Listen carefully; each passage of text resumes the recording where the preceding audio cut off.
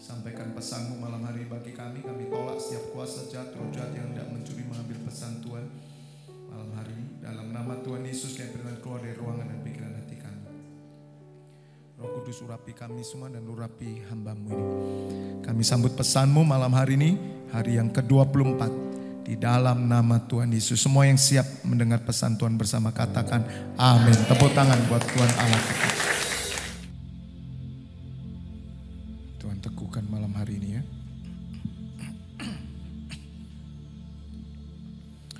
Mari saya lanjutkan dulu. Atau kita buka Yeremia 29 ayat 11. Bapak Ibu Saudara, lagu yang terakhir itu Bila Selama Ini itu yang nanti kita akan pakai untuk altar call. Maka itu saya akan ajarkan dulu kepada Bapak Ibu Saudara supaya nanti di hari yang terakhir tanggal 7 April pujian ini adalah nasar kita. Ya. Maka itu saya ajarkan supaya Bapak Ibu Saudara mulai komitmen. Persiapkan dari sekarang 10 tahun ke depan. 2033. Apakah Tuhan Yesus datang? Kita berdoa supaya segera datang. Ya. Karena 2033 itu juga angka yang bagus. Umur Tuhan Yesus 33. Ya, apakah Tuhan Yesus datang? Kita tidak tahu, tidak ada seorang pun tahu. Tetapi siapkan diri 10 tahun ke depan. Karena saya sudah melihat 10 tahun ke depan bagaimana Tuhan akan menyatakan buah itu. Jadi pohon ara berbunga, berbuah. Nah saudara, kalau sudah pohon ara berbuah, itu ada tanda-tanda. Kita harus mengerti tanda-tanda zaman. Kata Tuhan Yesus, kamu melihat langit redup, mendung, kamu tahu bahwa akan ada hujan. Mengapa kamu tidak bisa melihat tanda zaman? Nah ini yang kita perlu mengerti. Saya bersyukur saya bisa membawa saudara. Dan Roh Kudus sudah membawa 10 tahun ke depan. Kita siapkan benar-benar saudara. Anak-anak kita 10 tahun ke depan rata-rata mereka berusia belasan tahun, 20-an tahun, 30 tahun. Kita harus mempersiapkan mereka bukan untuk dunia ini. Tapi untuk kerajaan surga. Bapak Ibu Saudara 10 tahun ke depan pasti akan terjadi sesuatu. Goncangan-goncangan dan semuanya. Ya, bahkan semua orang mungkin sudah tidak lagi mempercayai agama, mempercayai Tuhan. Tetapi saudara dan saya semakin naik, semakin sungguh-sungguh. Kita buka Yeremia 29 ayat 11, firman Tuhan berkata bahwa sebab aku ini mengetahui rancangan-rancangan apa yang ada padaku mengenai kamu. Demikianlah firman Tuhan. Yaitu rancangan damai sejahtera dan bukan rancangan kecelakaan untuk memberikan kepadamu hari depan yang penuh pengharapan. Jadi Bapak Ibu Saudara mesti mengetahui bahwa Tuhan itu mengetahui semua rancangan yang ada pada Tuhan mengenai kita. Maka itu kita perlu mengerti sebagaimana tadi sore saya katakan mengerti pikiran Tuhan. Karena rancangan yang ada dalam hidup kita itu ada dalam Tuhan, bukan dalam kita. Tuhan sedang memikirkan bagaimana umatnya, khususnya umat pilihan, itu berjalan dalam rancangannya. Segala sesuatu ada dalam rancangannya. Kalau saudara bisa mengerti pikiran Tuhan, maka saudara akan melihat bahwa garis hidupmu ada di dalam rancangan damai sejahtera, bukan rancangan kecelakaan. Bahkan kita memperoleh hari depan penuh pengharapan. Apa hari depan ini? Apakah masa depan di dunia? Tidak, tidak sama sekali. Orang Kristen tidak mengejar masa depan dunia. Bodoh amat dengan masa depan dunia. Masa depan kita ada di Yerusalem baru. Amin. Bukan di dunia. Kalau orang dunia, jelas masa depannya dunia. Karena mereka tidak melihat, mereka tidak punya iman. Masa depan kita adalah ada di kerajaan surga. Dan Allah sudah memiliki rancangan itu. Oleh karena itu Bapak Ibu Saudara, harus memiliki yang namanya roti hidup yang tadi pagi saya katakan. Kalau saudara tidak menemukan roti hidup, engkau lapar, engkau haus, kering. Orang Kristen itu makannya roti hidup. Roti hidup bagaimana Pak? Roti hidup iman. Iman ini yang bisa makan roti hidup. Makanya Gunung Sinai 40 hari mengajar kita. Tuhan mau masuk 10 tahun ke depan. Saya sudah ada di 10 tahun ke depan saudara. Roh saya sudah harus di sana. Untuk membawa saudara dan saya melihat. Dan saya sudah tidak sabar sampai di 10 tahun ke depan. Amin. Siapa yang rindu? Besok sudah masuk 10 tahun ke depan. Amin. Rindu, kenapa? Karena hidup kita berkenan. Kalau hidup kita nggak berkenan, tidak mungkin orang Pak Tuhan jangan datang dulu Tuhan, jangan datang dulu. Dunia ini sudah makin tua, saudara. Kejahatan makin gila-gilaan. Saya dikirimi dari Australia, dari seorang yang tidak saya kenal, yang namanya Ibu Rachel. Dan dia minta dukungan doa dari Australia dan dia kirimkan video bagaimana tawaran-tawaran bekerja di luar negeri itu. Saya mendapat kabar dari satu negara, ya, dibawa ke negara lain. Saudara tahu diiming-imingi gaji 1 bulan 40 juta. Saudara tahu dibawa, setelah itu dipotong pasportnya, disiksa, diambil organ tubuhnya. Wanita diperkosa, disetrum. Saya dapat videonya, nyata. Wah, ini kok enggak ke pemerintah ya? Lihat saudara. Betul-betul diambil organ tubuhnya. Karena mafia, salah satu mafia negara, saya tidak sebut ya namanya. Mafia ini bekerja sama dengan mafia negara itu. Dan negara yang mengambil organ ini adalah negara yang sedang berkembang. Dengan Indonesia aja besar Indonesia masih. Tapi saudara lihat kejahatan. Bahkan saya dengar tadi cerita orang yang kerja di kapal itu diiming-imingi gaji besar. Tiba-tiba hilang sudah saudara. Semua diambil organ ini dijual. Di Indonesia marah anak-anak. Jangan sampai kita tergiur saudara. Jaga anak-anak kita. Khususkan anak-anak kita berkumpul dengan orang benar. Jangan biarkan anak kita berkumpul dengan orang baik. Di dunia orang baik banyak. Tapi kita mau orang benar berkumpul. Karena orang baik tidak mengerti iman. Orang baik tidak mengerti kerajaan surga. Tapi orang benar mengerti kerajaan surga. Dan jalan hidup orang benar sudah ditetapkan oleh Tuhan. Katakan amin. Tepuk tangan buat Tuhan Allah kita. Jalan hidup orang benar. Ya toh? Sudah. Kita harus percaya.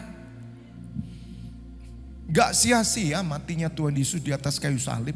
Pandang salib aja dah. Apapun terjadi dalam hidupmu, pandang salib. Di salib itulah pertukaran hidup. Endingnya mati, tapi Anda dijamin di sana. Tapi saya percaya, sebagaimana Daud berkata, tidak pernah Tuhan meninggalkan orang benar. Tidak pernah, asal hidupnya berkenan kepadanya. Hanya orang yang berkenan kepadanya. Bapak ibu saudara, ini penting supaya kita hari-hari ini mulai memikirkan apa yang Tuhan pikirkan. Karena rancangannya dalam hidup kita. Rancangannya dalam hidup kita. Itu sesuai dengan kehendak Dia. Bukan sesuai dengan kehendak kita. Ada hal tertentu yang kita harus mengerti, dibongkar sama Tuhan. Tuhan Yesus berkata, akulah roti hidup. Barang siapa makan roti ini, maka dia tidak akan pernah lapar. Berikan roti itu Tuhan supaya kami setiap hari tidak akan lapar. Mereka mikirnya jasmani saudara. Mikirnya mau ikut Tuhan Yesus kenyang terus. Tuhan Yesus ngomong yang rohani. Makanya Bapak Ibu Saudara, Gunung Sinai Worship 40 hari ini saudara sampai 10 tahun ke depan nanti, saudara akan dipenuhi dengan makanan rohani. Saudara akan dipenuhi dengan supranatural, berkat rohani, semua dipenuhi, penuh hatimu. Itu yang membuat engkau kuat dan hidup. Karena itu hanya bisa diambil oleh iman. Makanya kalau saudara tidak mengikuti ini, tidak mengaktifkan iman saudara, rugi. Hidup orang Kristen itu beda karena kita punya iman. Dalam hadirat Tuhan begini, Anda dipuaskan kok. Anda mendapat sesuatu pemulihan yang kuat yang tidak bisa saudara cari di supermarket, tidak bisa saudara cari di pekerjaanmu. Tidak bisa kau cari di tempat perusahaanmu yang terhebat sekalipun, bahkan orang kaya nomor 1 dunia, tidak mungkin bisa memberikan itu, saudara. Karena itu hanya diperoleh dengan iman. Dan iman itu hanya datang dari Yesus Kristus Tuhan. Orang yang percaya kepada Tuhan Yesus, imannya untuk menerima. Makanya orang benar hidup dengan iman. Hidup dengan iman itu mengambil perkara-perkara ilahi yang disediakan dan nyata, saudara, nyata. Tuhan Yesus berkata, jangan bekerja pekerjaan yang mendatangkan kebinasaan. Bekerjalah untuk makanan yang mendatangkan hidup kekal.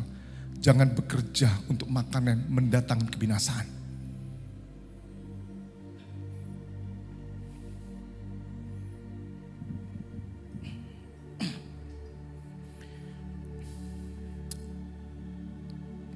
Dua Korintus 3:18 saya tunjukkan buat saudara supaya saudara ngerti sesuatu yang ilahi. Jadi 10 tahun ke depan mulai dari sekarang persiapkan iman saudara. Tuhan akan menyediakan seluruh yang ada di surga dicurahkan total.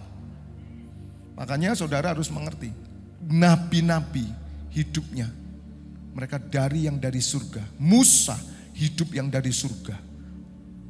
40 hari 40 malam tidak makan minum, hidup. Bangsa Israel hidupnya dari surga, tidak rusak, tidak sakit. Kenapa bangsa Israel jalan 40 tahun sakit? Karena mereka mulai menyimpang. Tuhan tidak pernah memberi sakit, tidak pernah. Tapi menyimpang sakit ya. Coba bangsa Israel tidak bersungguh-sungguh, taat saja, mengikuti saja. Saudara, bangsa Israel ada bangsa yang kuat dan teguh. Kekuatan mereka bukan karena hebatnya mereka, tapi Allah Abraham, Ishak, Yakub yang menyertai mereka. Percayakah saudara bahwa kekristenan itu penggenapan dari semua yang dinubuatkan dari Israel? Kita, makanya nanti kalau ke Israel saya ajari saudara sebagai seorang yang menggenapi nubuat dari nabi-nabi Israel. Anda datang ke Israel untuk apa? Melepaskan berkat. Saudara bukan cari berkat, salah. Kan banyak orang Kristen tidak ngerti, datang ke Israel, dia pikir Israel itu, ya, mereka kemudian menyembah-nyembah di sana. Tidak. Nanti saya tunjukkan kalau Tuhan izinkan saya ke Israel, saya pimpin sana. Amin. Supaya apa yang dinyatakan Allah 2000 tahun yang lalu dikerjakan kembali. Kuasanya melalui saudara dan saya. Bukan cuma ziarah, bukan. Kita datang karena kita adalah bangsa, generasi yang menggenapi apa yang dimuatkan oleh nabi-nabi di Israel. Kamilah generasi yang menggenapi perjanjian Abraham. Gitu. Beda. Tolong bukain 16-nya. Saya tunjukkan, karena hari-hari ini Tuhan kan kasih ini. Karena Tuhan itu seperti gini loh. Aku ini sudah nyiapin semuanya yang enak. Dan itu bisa diterima dengan iman. Loh kamu kok cari yang di dunia? Loh. Ini loh saudara. Yang orang Kristen tidak datang ke gereja carinya perut gitu loh. Carinya duit, carinya makan. Datang ke gereja nggak usah cari makan, cari duit, tidak ada di sini. Tapi engkau harus mencari roti hidup. Dan Tuhan akan memberikan kepada orang-orang yang percaya dan mau menerima roti hidup. Hidupnya kuat. Tetapi apabila hati seorang berbalik kepada Tuhan, maka sulbung itu diambil daripadanya. Sulbung itu apa? Yang ngelihat yang ilahi. Udah dikasih iman, dikasih kunci kerajaan surga, nggak dibuka kuncinya. Aduh, kasihan deh.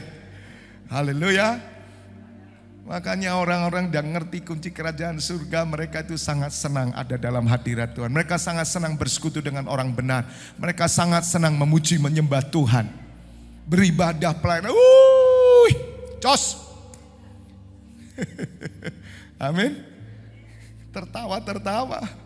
Kita pelayanan mau kemana, naik mobil, mau naik sepeda motor, pulang mesti tertawa-tertawa. Karena saudara yang melayani Tuhan, melayani sesama, menyampaikan firman Tuhan, saudara akan hidup oleh pemberitaan firman Tuhan itu. Sukacita Allah penuh atas hidup saudara. Pulang gak kesel. Selubung ini yang menutup orang Kristen hari ini. Ditutup dengan apa? Harta, udah itu aja. Makanya nanti sedikit saya tunjukkan bagaimana Tuhan bukakan rahasia-rahasia. Di sini catatan saya sampai hari ke-24 tuh saudara. Saya harus nangkep Tuhan, apa sih Tuhan mau. Selubung ini mesti dibuka untuk saudara melihat bahwa ada makanan surgawi, ada minuman surgawi, ada kenikmatan surgawi yang hanya diberikan bagi orang Kristen yang pakai kunci kerajaan surga untuk buka. Lah kita nggak buka. Makanya kenapa murid-murid Tuhan Yesus berani mati, rela hidup, karena buka matanya udah. Bahkan Stefanus kemarin saya katakan, ketika saudara sudah mencapai yang namanya keselamatan jiwa, karunia surgawi, realitas surga, saudara nanti kemuliaan semakin besar. Stefanus ketika mau dirajam mukanya bersinar. Apa itu dongeng? Pengurapan masih percaya? Seperti yang kemarin saya katakan, tidak semua orang Kristen percaya pengurapan, tapi saya percaya karena iman itu yang menerima pengurapan. Dan ayatnya ada. Tuhan Yesus penuh dengan kemuliaan. Tuhan Yesus punya apa? Kalau hari ini Tuhan Yesus hidup, punya mobil? Tidak punya. Sepeda motor? Tidak punya. Tuhan Yesus tidak punya apa-apa. Ngapain kamu ikut aku? Serigala punya liang, burung punya sarang, aku gak punya rumah. Kamu mau ikut aku? Kecewa loh kamu. Ya saudara. Tapi kalau orang ikut Tuhan Yesus, dia terima kemuliaan. Kemuliaan apa Pak? Kemuliaan-kemuliaan yang penting ini loh diisi Pak. Yang penting ini kenyang. Kemuliaan nomor 1000 Pak. Kamu gak ngerti. Saudara, Tuhan Yesus penuh kemuliaan. Orang yang penuh kemuliaan saudara, perhatikan dia seperti Tuhan Yesus. Dia pegang Matius, ikut aku. Matius bilang, aku ikut. Lihat sudah. Kita rindu 10 tahun ke depan, full of glory. Ada urapan mengalir. Saudara tidak perlu ngomong banyak. Anda pegang orang, ikut aku. Ikut. Kenapa Matius tukang pajak? Dia orang pinter. Kenapa Tuhan Yesus datang kok langsung ditinggalkan? Simon Petrus semuanya. Karena urapan Tuhan, kemuliaan. Rindukan saudara. Itu roh bekerja. Kalau saudara dipenuhi kemuliaan, iman itu yang menampung kemuliaan yang begitu besar.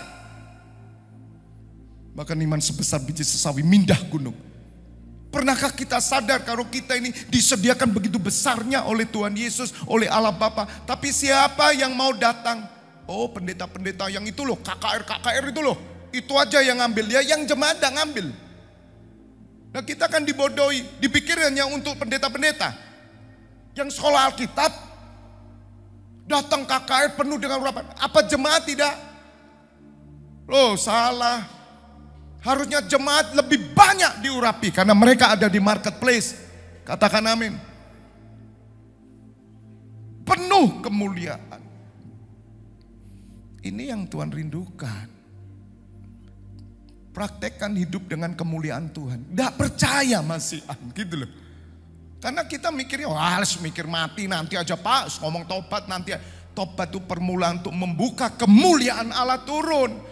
Udah Pak, yang penting iki loh Pak, bingung sean Pak. Jadi, saudara, tidak sampai.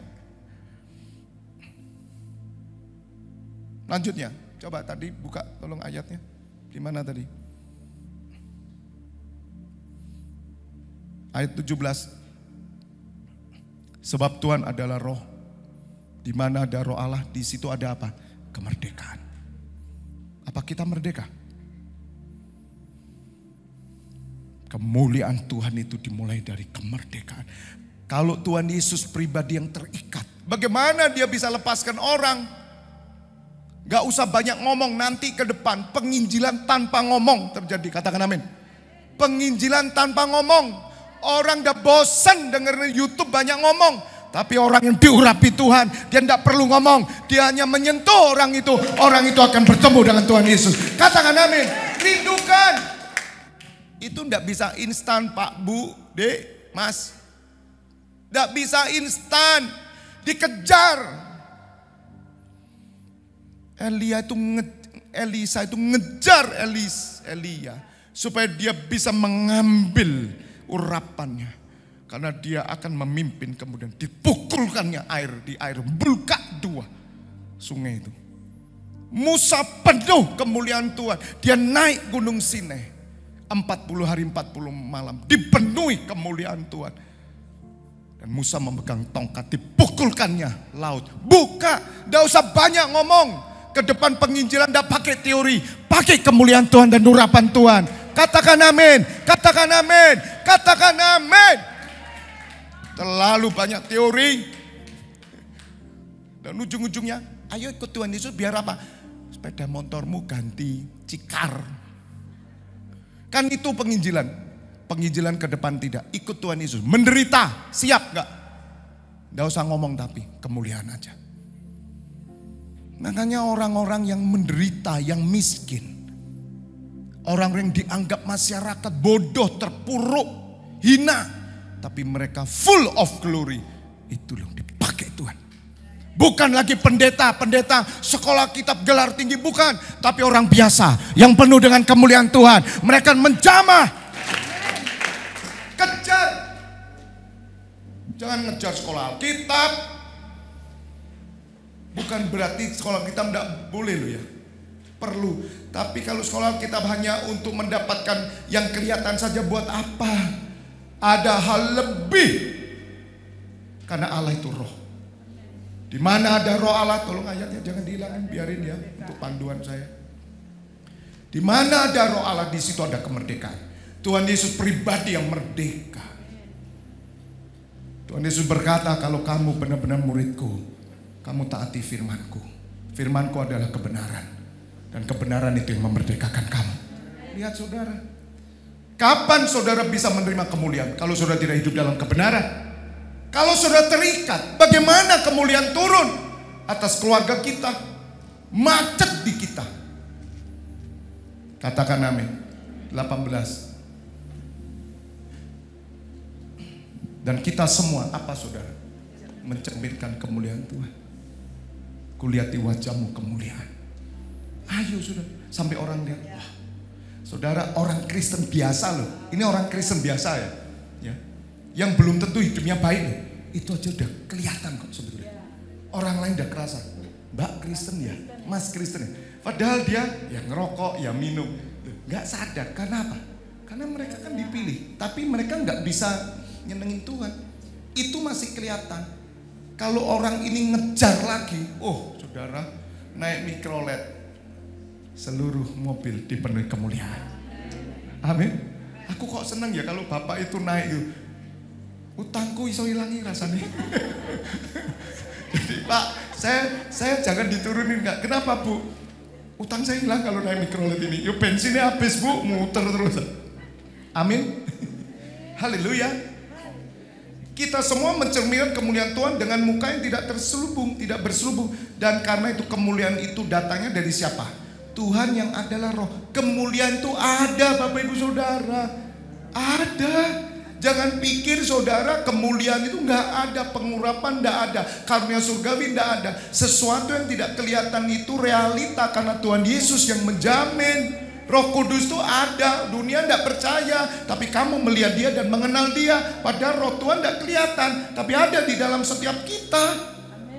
Asal kita mau buka hati. Karena kemuliaan itu datangnya dari Tuhan yang adalah roh, maka kita diubah menjadi serupa dengan gambarnya. Gambar Tuhan Yesus dalam kemuliaan yang semakin besar. Berarti kemuliaan yang kita terima, semua yang saudara terima yang secara rohani, Anda kejar itu, Tuhan berikan penuh, itu akan semakin besar. Powernya gede. Kalau di bahasa Inggris King James-nya, New King James dikatakan from glory to glory. Loh, glory apa Pak? Glory. Loh yang saya tahu gloria. Pangsiminya ojo memang. Suikyo pangsimi suikyo. Enak. Kamu suka besarin perut, bukan besarin kemuliaan. Glory, glory. Glory, saudara percaya ada glory? Saya mungkin ragu ya, orang Kristen udah nggak percaya. Semua yang tertulis ini nggak diambil kok. Tapi kita yang akan ngambil. Supaya di tempat ini penuh dengan kemuliaan Allah. Katakan amin. Tepuk tangan buat Tuhan Allah kita. Haleluya. Jadi Bapak Ibu harus percaya. Realitas surga kemuliaan itu diberikan loh. Dan kemuliaan itu semakin besar loh. Dan kemuliaan itu bisa dilihat loh saudara. Bisa dirasa. From glory to glory. Tapi serasanya saudara harus hidup dalam roh dan kebenaran. Kemerdekaan. Loh, kalau saudara terikat. Tuhan Yesus berkata roh Tuhan ada padaku. Yang mengurapi aku dan mengutus aku. Mengurapi aku dan mengutus aku. Ada urapan. Ada sesuatu yang turun dari atas seperti minyak. Yang turun dalam hidup saudara. Rindukan. Itu yang saya rindukan terus. Penuhi aku Tuhan dengan kemuliaan. Dan urapan itu ada saudara. Dan itu Tuhan berikan semakin besar. Tergantung dari apa? Iman. Kalau saudara berkata, ya yang penting dah Kristen Pak, yang penting masuk surga. Ya udah. Kamu tidak akan bisa menikmati apa yang ada di surga. Tidak bisa. Terakhir saya tunjukkan buat saudara.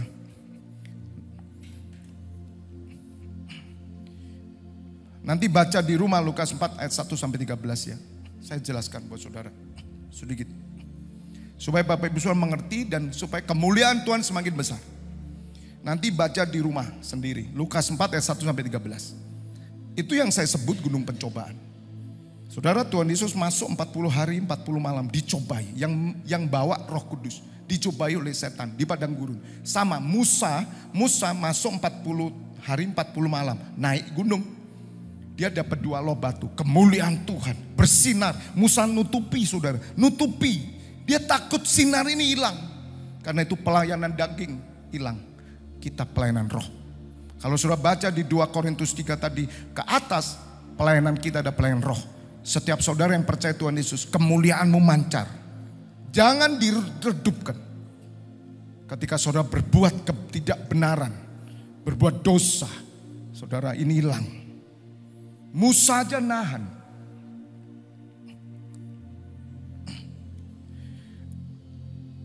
Ketika Tuhan Yesus dibawa 40 hari, Tuhan Yesus naik ke gunung pencobaan. Nah, saya kasih tahu rahasianya. Ada 3 hal saudara. Di mana gunung pencobaan itu sekarang kita sedang daki. Di setiap tantangan saudara akan mendapat kemuliaan. Tantangan pertama, kebutuhan pokok. Anda harus menang dari situ. Kamu dapat kemuliaan. Menangnya gimana? Tuhan Yesus dicobai.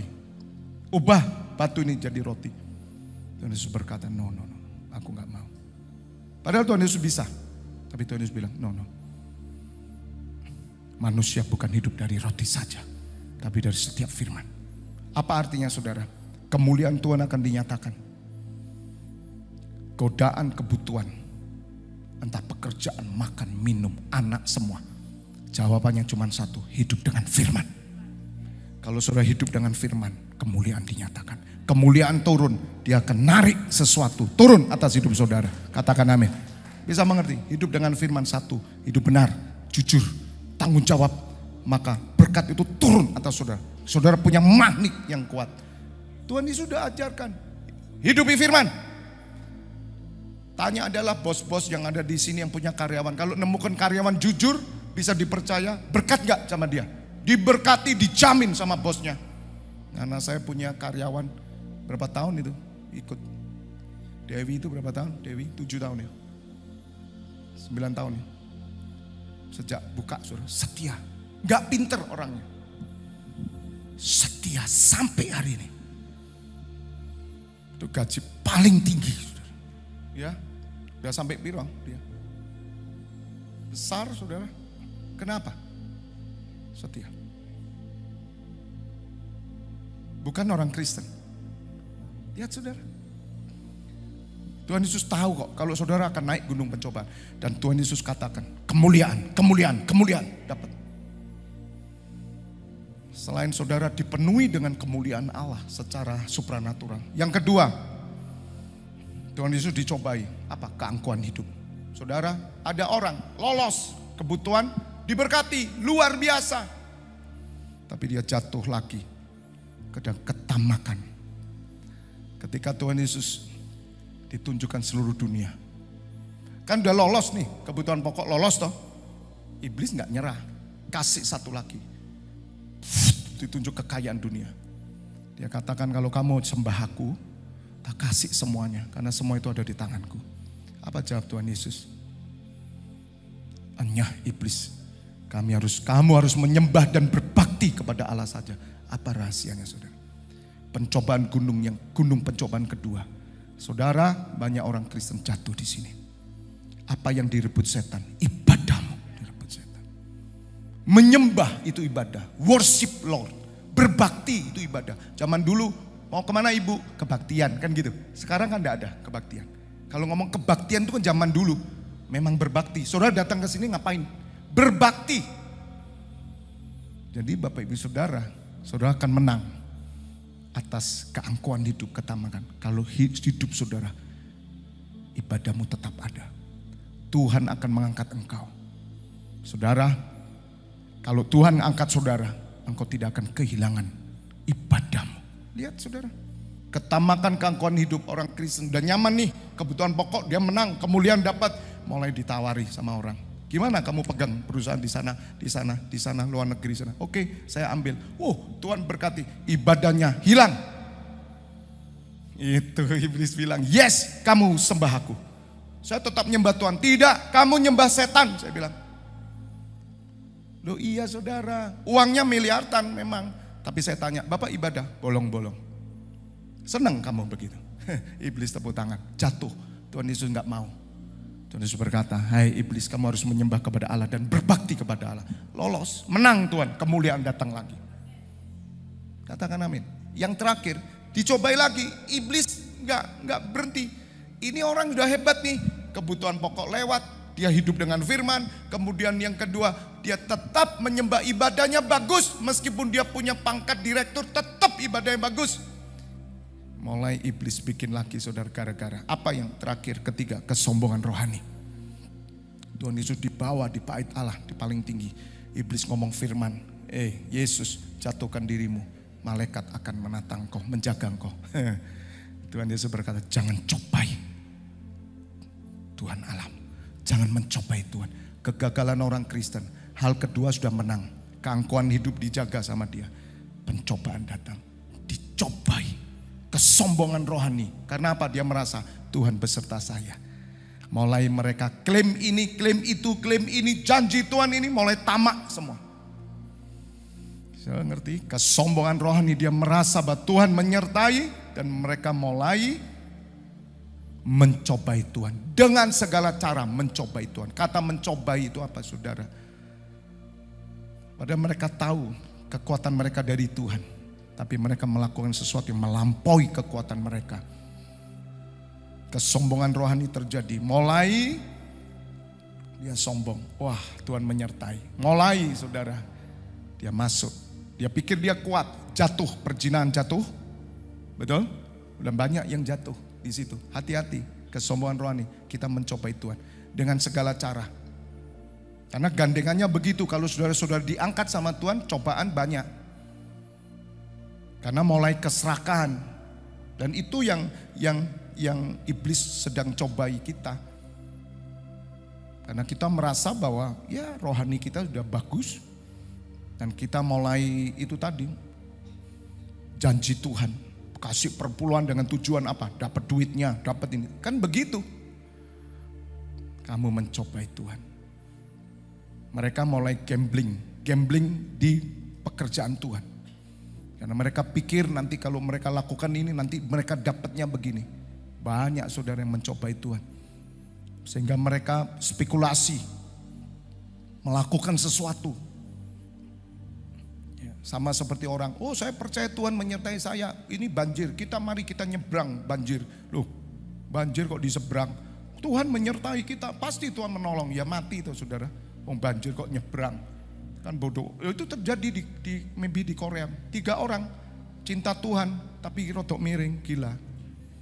Gila sudah. Lu nyebrang, Tuhan menyertai, masuk, 3 mati. Itu kesombongan rohani dan banyak orang Kristen jatuh di sana. Yang satu bisa mencobai karena keuangan atau karena apa, tapi yang lain secara roh, aneh-aneh, mulai gila-gilaan itu ada, jatuh semua. Tapi Tuhan Yesus menang. Tuhan Yesus berkata, jangan kamu mencobai Tuhan Allahmu. Tuhan mau saudara berjalan sesuai dengan rancangan Tuhan dalam hidup saudara. Sebab Dia punya rancangan dalam hidupmu untuk membawa saudara pada jalannya. Dan jalan Tuhan penuh damai sejahtera. Jalan Tuhan memberikan masa depan penuh pengharapan. Katakan amin. Kami bersyukur malam hari ini Engkau berbicara dan Engkau meneguhkan kami semua supaya kami hidup sesuai dengan rancangan-Mu, sebab Engkau sudah memiliki rancangan-rancangan ada padamu mengenai kami. Terima kasih Tuhan. Terus bawa kami besok hari ke-25 supaya kami semakin penuh, semakin mengerti, dan kami persiapkan diri untuk masuk 10 tahun ke depan 2033 menyambut kedatangan Tuhan Yesus. Gunung Sinai pintu gerbang surga 24 pintu gerbang surga malam hari ini kami serahkan dalam tangan-Mu, imam-imam yang bertugas. Dan saat ini mari Bapak Ibu Saudara buka 2 tangan-Mu. Terimalah pengurapan minyak dan anggur persetujuan dengan tubuh dan darah Putra Yesus Kristus yang menyucikan dan menyembuhkan, dan berkat kehidupan turun dalam nama Bapa, Putra dan Roh Kudus. Bapak Ibu Saudara yang sudah menerima berkat Tuhan bersama katakan amin. Sampai berjumpa besok malam.